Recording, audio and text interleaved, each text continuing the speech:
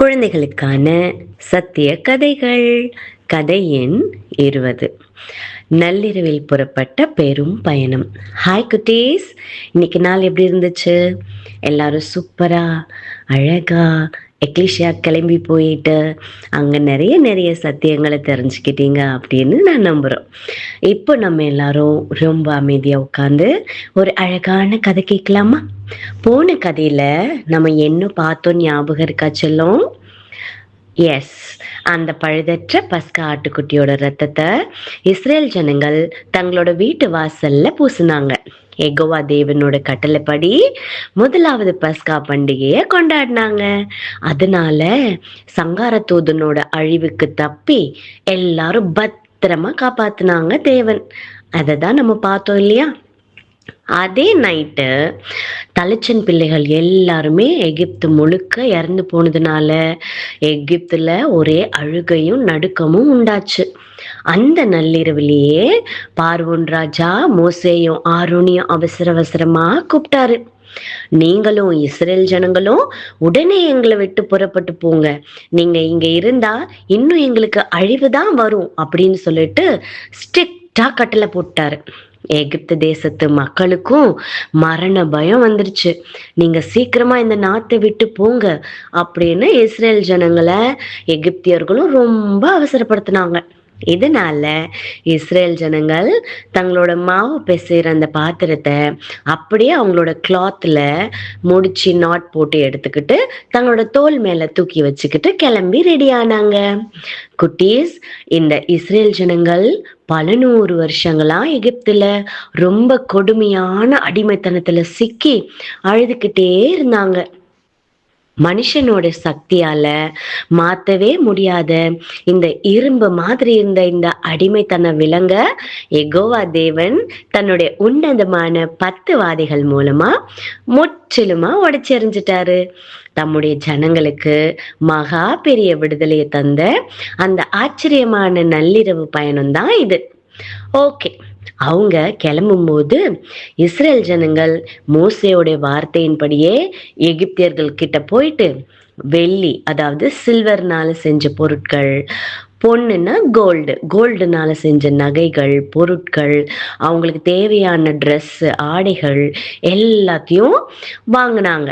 எகிப்தியர்களோட மனச தேவன் மாத்தினதுனால அவங்களுக்கு இஸ்ரேல் ஜனங்கள் மேல ஒரு தயவு கிடைச்சது. அதனால அவங்க கேட்ட எல்லாத்தையும் எகிப்தியர்கள் இஸ்ரேல் ஜனங்களுக்கு கொடுத்தாங்க. இப்படியா அவங்க எகிப்தியர்களோட பொருட்களை எல்லாத்தையும் சூறையாடிக்கிட்டு புறப்பட்டு போனாங்க. அப்படி எல்லாரும் கால்நடையா புறப்பட்டு ராமசேஸ்ல இருந்து சுக்கோத் அப்படின்ற இடத்துக்கு போனாங்க. அதுல எத்தனை பேர் போனாங்க தெரியுமா? சில்ட்ரன் தவிர நடந்து போன ஆண்கள் மட்டும் ஏறக்குறைய 6 லட்சம் பேர் இருந்தாங்க. ஆண்கள்னா யாரு? டாடி அங்கிள்ரா இருக்காங்க இல்லையா, ஜென்ஸ் மட்டுமே 6 lakhs பீப்புள் இருந்தாங்க. அவங்க கூடவே பல ஜாதியான மக்களும் கூட்டமா வந்தாங்கன்னா. பல ஜாதியான மக்கள்னா யாரு? அவங்க இஸ்ரேல் ஜனங்கள் மட்டும் எகிப்துல இருந்து வெளியில வரல, அங்க இருந்த வேறு சில ஜாதியான மக்களும் அவங்க கூட கிளம்பி வந்திருக்கிறாங்க. ஆடு, மாடு, அதுக்கப்புறம் மற்ற மிருகங்கள் அடங்கிய ஒரு பெரிய மந்தையும் அவங்களோட கூட எகிப்துல இருந்து போச்சு. அங்க எகிப்துல இருந்து அவங்க அவசரமா கொண்டு வந்த அந்த பிசைந்த மாவை கொண்டு புளிப்பில்லாத அப்பங்களா சுட்டாங்க.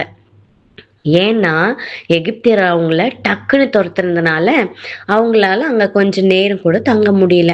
அதனால வழி பயணத்துக்காகவும் சாப்பாட்டை அவங்களால முழுசா ஆயத்தம் பண்ண முடியல. குட்டீஸ், அந்த இஸ்ரேல் ஜனங்கள் எகிப்து தேசத்துல குடியிருந்த காலம் மொத்தம் எவ்வளோ தெரியுமா? 430 years, 430 வருஷம்.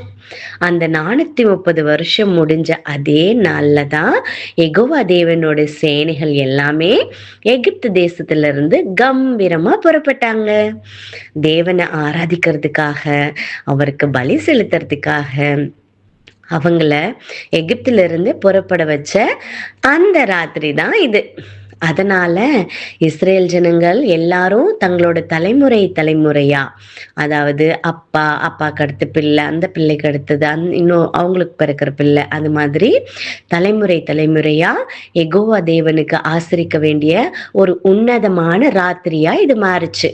குட்டீஸ், இந்த உலகத்தோட கஷ்டங்கள்லையும் பாவ போராட்டங்கள்லையும் நாம சிக்கி இருக்கும்போது நம்மளை காப்பாத்த யெகோவா தேவன் தன்னுடைய உன்னதமான வல்லமையையும் ரட்சிப்பையும் சரியான நேரத்துல வெளிப்படுத்துவாரு அப்படின்ற ஒரு சூப்பரான பாடத்தை தான் இந்த கதை நமக்கு கத்துக் கொடுக்குது. நாமளும் தேவனோட கட்டளைகளுக்கு கீழ்ப்படிஞ்சு உலக பெருமைகளை எல்லாத்தையும் விட்டுட்டு விசுவாச பயணத்தை தொடங்க எப்பவுமே ரெடியா இருக்கணும். சரியா?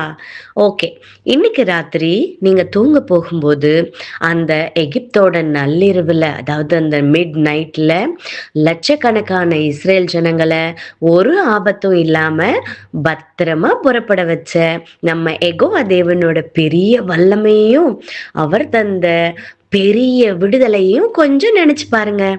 தேவனோட மாறாத கிருபையும் பாதுகாப்பும் உங்களையும் உங்க குடும்பத்தையும் எப்பவுமே சூழ்ந்து வழி நடத்திட்டு செல்லும்.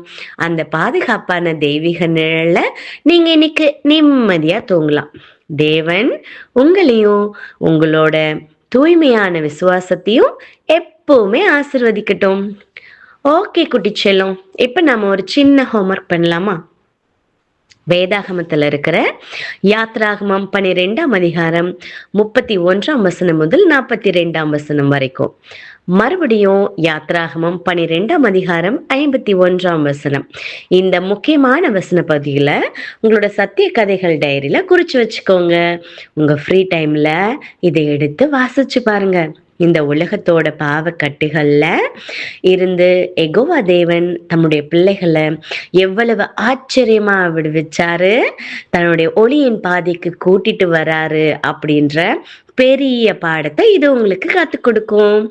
இந்த வசனங்களை உங்களோட குட்டி ஹார்ட்ல பத்திரமா சேமிச்சு வைங்க.